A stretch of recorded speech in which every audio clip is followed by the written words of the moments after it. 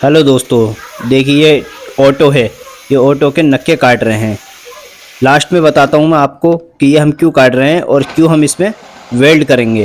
ये देखिए आप, ये हमने यू टाइप का एक नक्का अपने पास से बना के अब हम इसको ऑटो में वेल्ड करेंगे। ये देखिए, ये टायर के पास लगा होता है जिसपे कमानी का पट्टा वेल्ड हुआ होता है। ये देखिए, हमने इसको वेल्ड कर दिया है। इसमें वेल्ड करने के बाद में ये वो रोड है जिसके वजह से हमने वो नक्का लगा।